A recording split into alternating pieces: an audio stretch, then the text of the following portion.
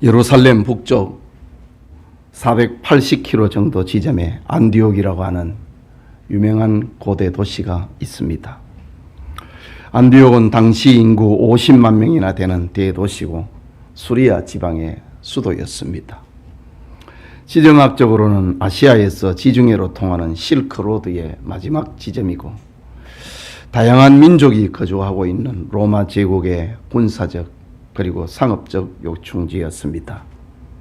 안디옥은 로마 그리고 알렉산드리아와 더불어 3대 로마 제국의 도시 가운데 하나입니다. 이런 유서 깊은 곳에 새로운 역사의 장이 펼쳐지고 있었습니다. 스데반의 일로 인하여 흩어진 성도들이 안디옥에서 유대인뿐만 아니라 이방인에게 복음을 전하자 수많은 헬라인들이 주님을 믿게 되었기 때문입니다. 이때 예루살렘 교회는 놀랐습니다. 어떻게 그리스도의 구원이 할례를 받지 않고 율법을 지키지 않은 이방인들에게 임하는가? 사도들이 있는 예루살렘 교회는 사람을 보내어서 그것이 성령의 역사인지 점검하고자 했습니다.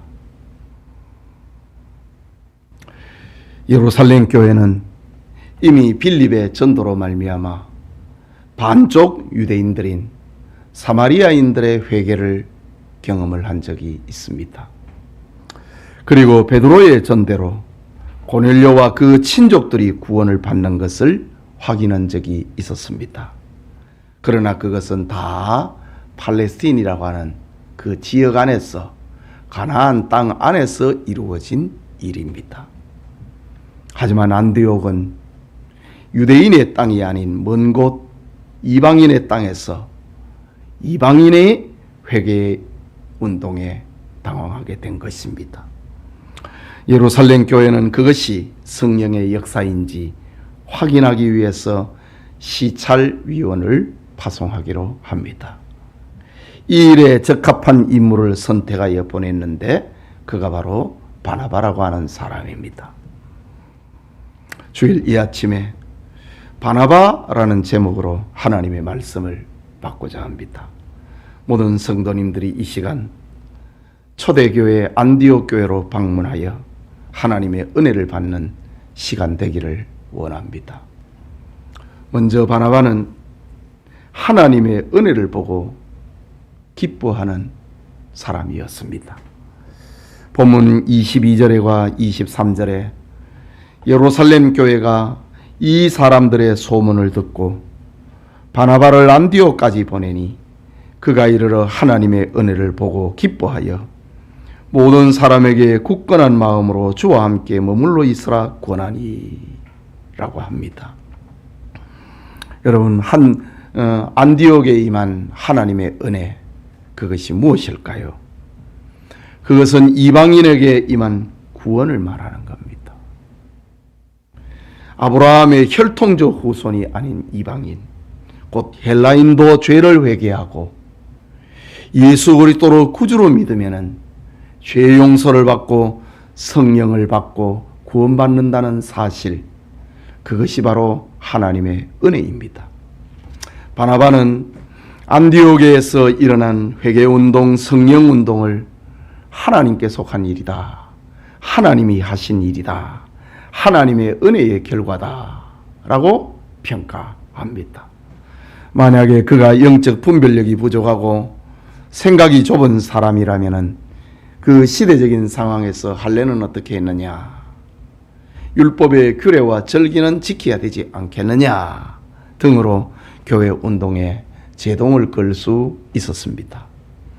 그러나 바나바는 안디옥에 임한 이방인의 회개와 구원을 그것은 하나님이 하신 일이다, 하나님이 하신 은혜로 알고 그것을 기뻐했다라는 말입니다.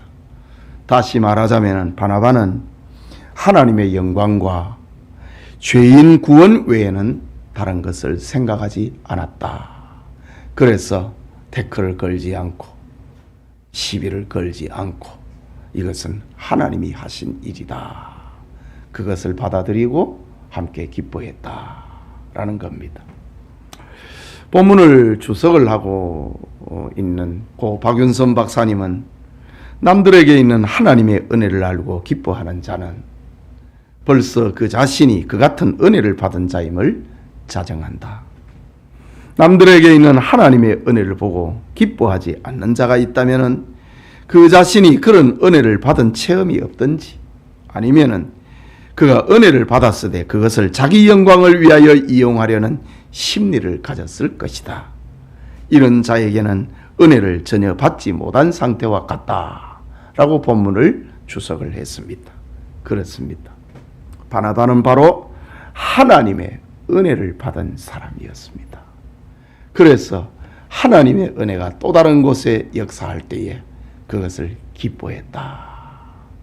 하나님의 은혜는 시기와 질투하지 아니하고 그것이 확장되는 것을 기뻐하는 것입니다.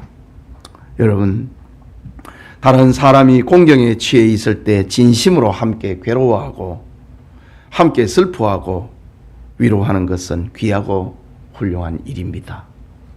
우리 성도들은 이런 위로하고 괴로워하고 함께 고통을 분담을 하는 그런 성도를 사랑하는 마음을 가져야 됩니다.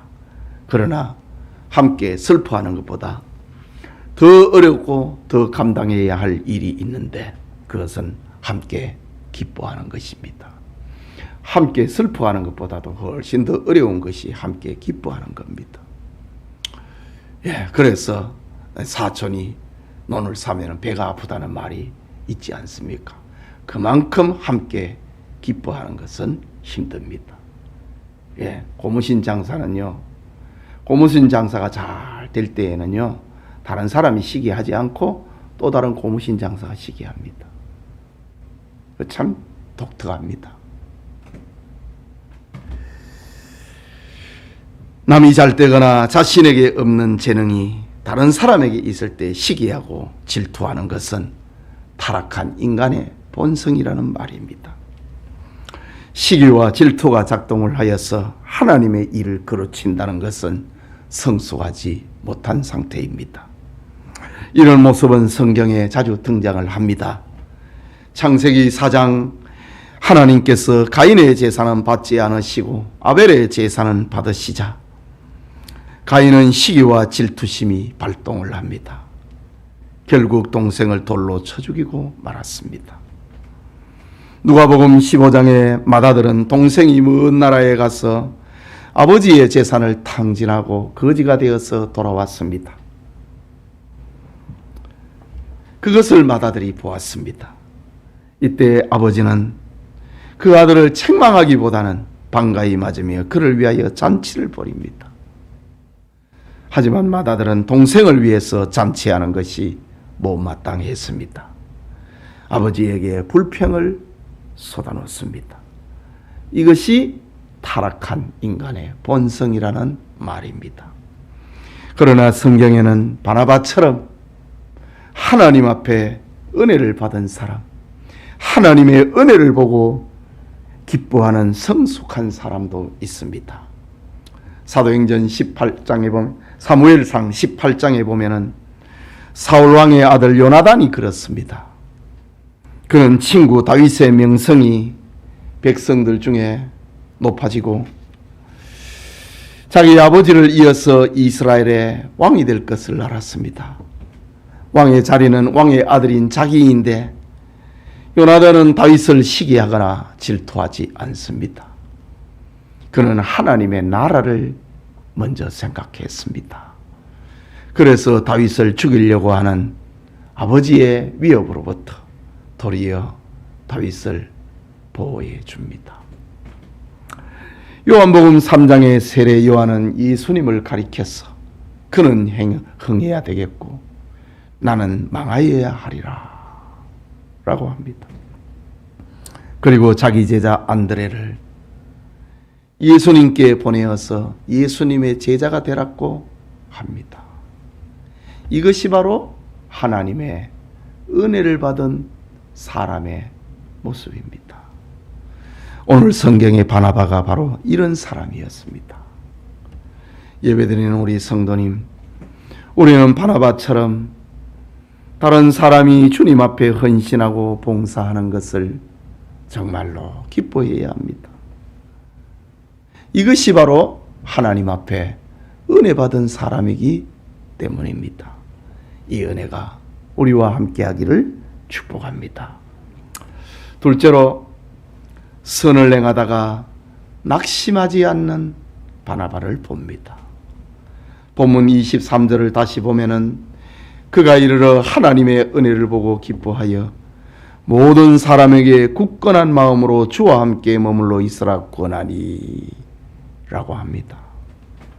여기 굳건한 마음이라고 하는 말은 본래의 뜻은 분명한 마음의 계획과 목적을 가리킵니다. 말하자면은 예수 그리스도를 구주로 영접을 하면은 누구든지 하나님께 죄 용서를 받고 하나님의 자녀가 되고 영원한 천국을 기업으로 받게 되는 그 진리를 말하는 겁니다. 바나바는 안디옥 교인들에게 이 진리에 흔들리지 않게 굳건한 마음으로 머물러 있으라 라고 권면합니다. 특히 권했다고 하는 이 말은 과거의 계속적인 행동을 강조하고 있는 문법의 구조입니다. 즉 바나바는 안디옥 교인들에게 한 번, 두 번 충고하고 훈계하고 한두 번 권면하다가 그만둔 것이 아니고 계속해서 한결같은 마음으로 그들의 신앙을 격려해 주고 염려하고 보살펴 주었다는 말입니다.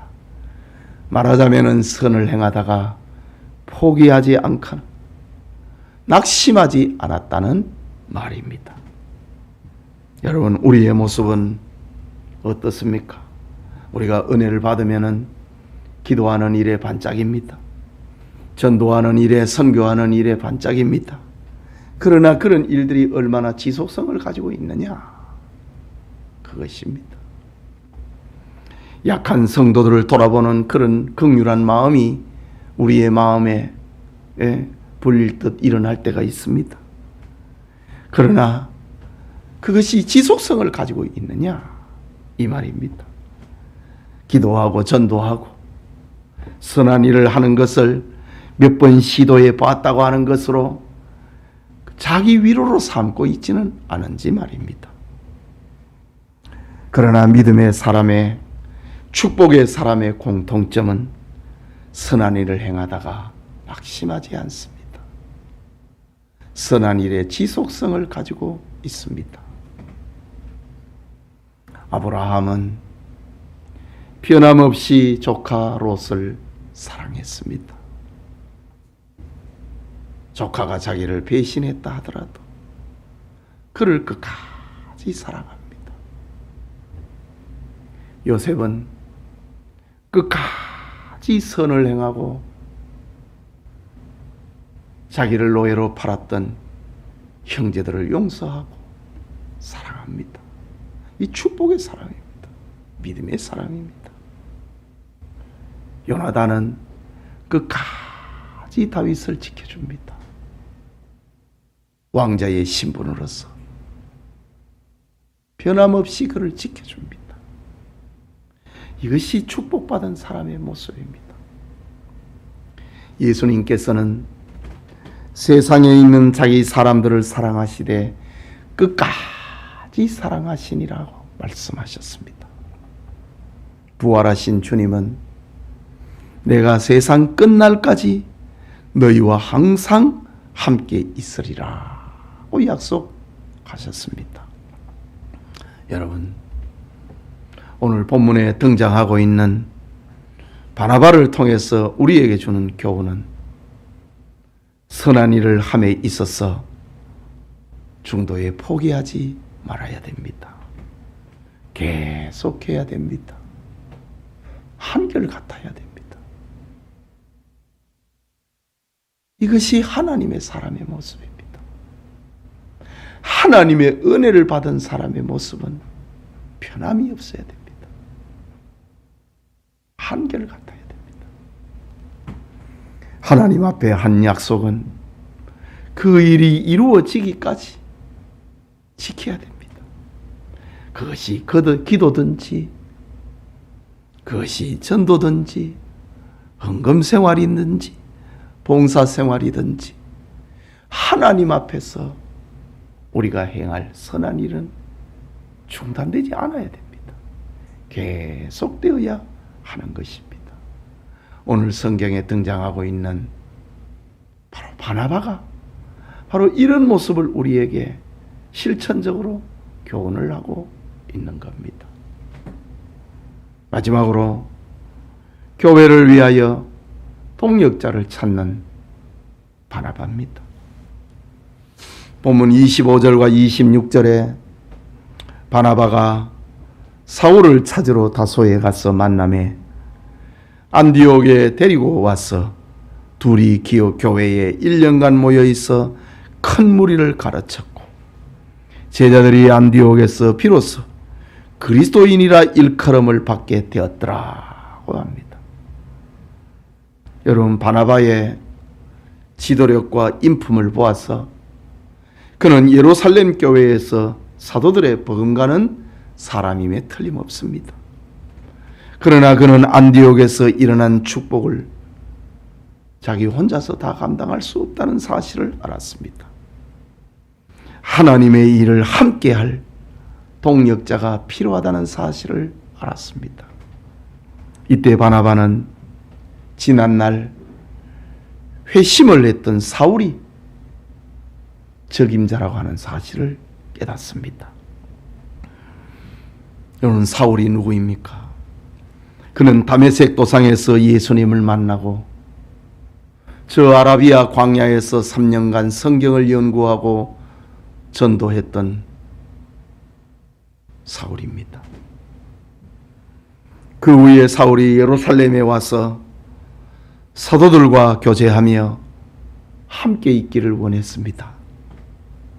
하지만 예루살렘 교회는 지난날 박해자 사울을 생각을 하고 그에게 박해를 당해서 죽임을 당한 가족들이 있다는 생각을 하고 사울이 예루살렘에 머무는 것을 사도들은 용납하지 않습니다. 그를 고향으로 돌려보냅니다. 고향에 가라고 했습니다.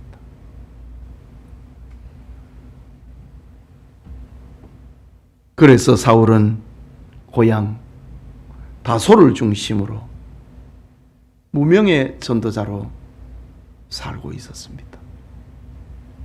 이때 바나바는 안디옥에 일어난 교회 운동에 함께할 최적의 동력자가 사울이라는 사실을 알았습니다. 바나바는 사울을 찾으러 다시 북쪽 멀리 길리기아 지방의 다소라고 하는 곳으로 찾아갑니다.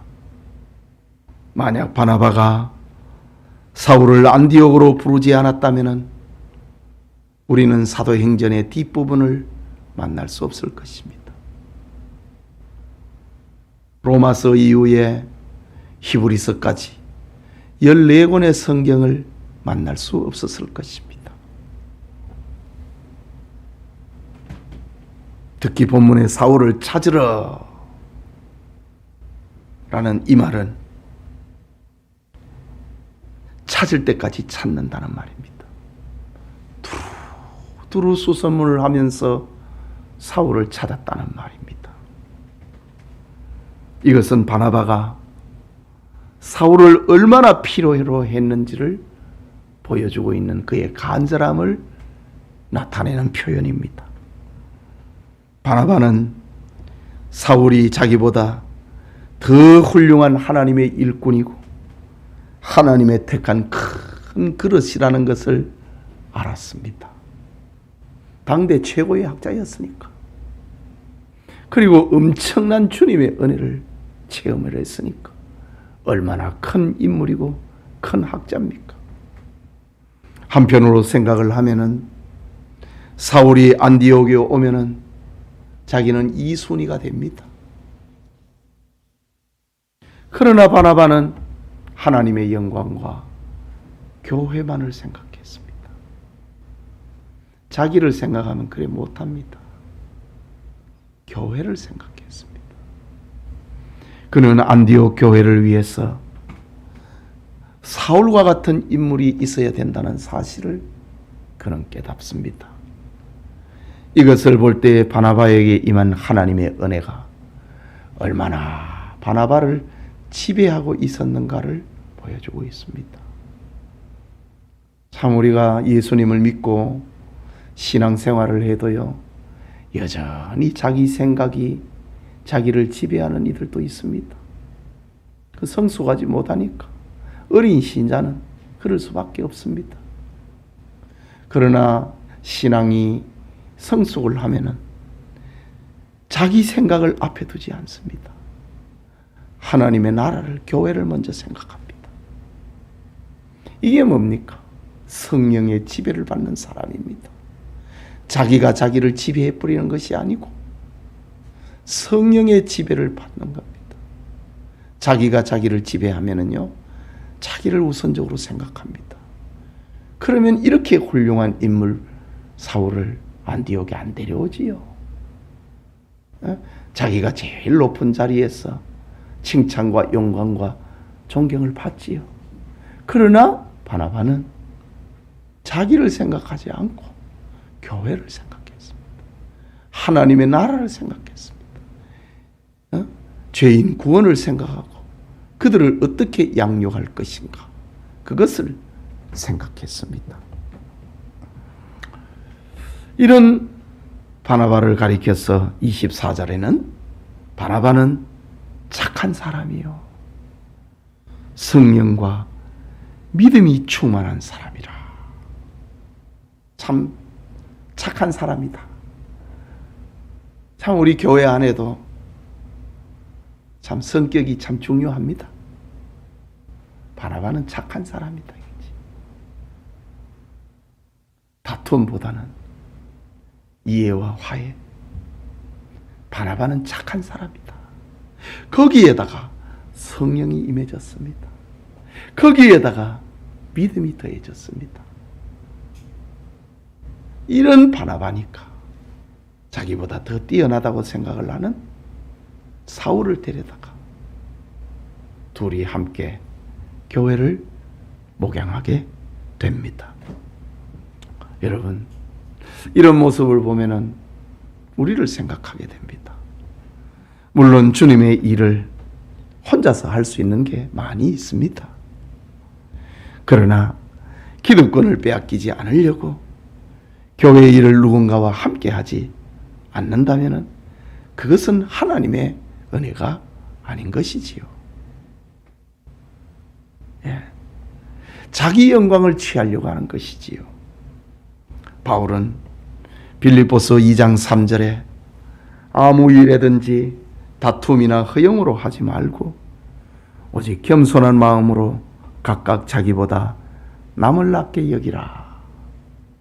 그러면서 너희 안에 이 마음을 품으라. 곧 그리스도 예수의 마음이다. 정말 오늘 성경의 바나바는 그리스도 예수의 마음을 품고 있습니다. 그러니 남을 나보다 낮게 여기는 겁니다. 하나님의 은혜를 입은 성도는 자기보다 남을 낮게 여기고 서로 연결하고 서로 화합하는 것입니다. 이것이 바나바를 통해서 우리에게 보여주시는 실천적 교훈입니다. 사랑하는 성도 여러분, 바나바는 하나님의 은혜를 보고 기뻐하는 성숙한 신자였습니다. 선을 행하다가 낙심하지 않고 일이 이루어지기까지 변함없이 일을 이루어가는 성숙한 신자였습니다. 교회를 위해서 함께 일할 동력자를 찾는, 하나님의 나라를 먼저 생각하는 신자였습니다. 바나바는 초대교회 사도들과 바울이라고 하는 큰 인물 뒤에 가려져서 교회사에 크게 알려지지는 않지만 하나님은 자신의 구원 계획을 성취시켜 나감에 있어서 초대교회의 바나바를 이렇게 붙들고 사용하셨던 겁니다. 하나님은 바나바를 통한 교회 운동에 많은 열매를 맺게 해 주셨습니다. 21절에 보면은 주의 손이 그들과 함께 하심에 수많은 사람들이 믿고 주께 돌아오더라. 바나바가 사울을 데리고 와서 둘이서 안디옥 교회를 목양을 합니다. 주의 손이 그들과 함께 하심에 수많은 사람들이 믿고 주께 돌아오더라고 합니다. 24절에는 이에 큰 무리가 주께 더하여지더라고 했습니다. 26절에는 둘이 교회에 1년간 모여 있어 큰 무리를 가르쳤다고 합니다. 그리고 26절 마지막에는 제자들이 안디옥에서 비로소 그리스도인이라 일컬음을 받게 되었더라고 합니다. 그리스도인, 이 말은 대단히 중요한 말입니다. 안디옥 교회는 유대교회의 한 분파가 아니라는 사실입니다. 유대교회의 한 분파라고 하면은 그리스도인이라는 언어를 안 씁니다. 유대인들이 십자가에 못 박아 죽인 그를 따르는 사람들이다. 그리스도인이라 라는 말입니다. 교회사에 그리스도인이라고 하는 새로운 말이 바로 이 안디옥 교회에서 탄생하게 됩니다. 물론 이 말은 안디옥 사람들이 교인들의 구별된 삶의 모습을 보고 자기들과 동조하지 않고 자기들과 악을 행하지 함께하지 않은 것을 보고 조롱하는 투로 이 언어를 사용했을 수 있습니다. 박해기에는 황제 숭배를 거절하는 죽음의 대명사로 그리스도인이라고 언어를 사용하기도 했습니다. 그러나 중요한 것은 신자에게 주어진 새로운 신분을 상징을 하는 이름이 생겨났다는 사실입니다. 그리스도인, 그리스도에게 소속된 사람, 그리스도를 따르는 사람, 그리스도의 당원이 됐다라는 말입니다.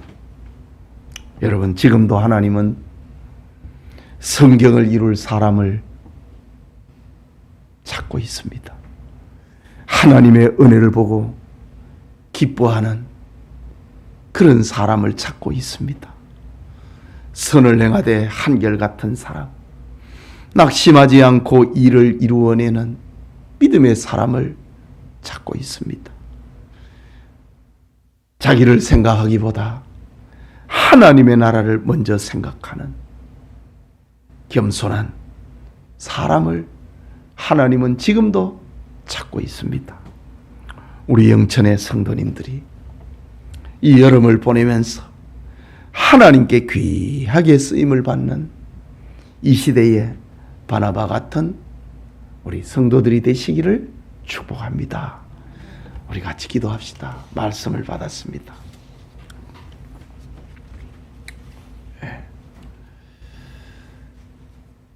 하나님의 은혜를 보고 기뻐할 수 있는 사람,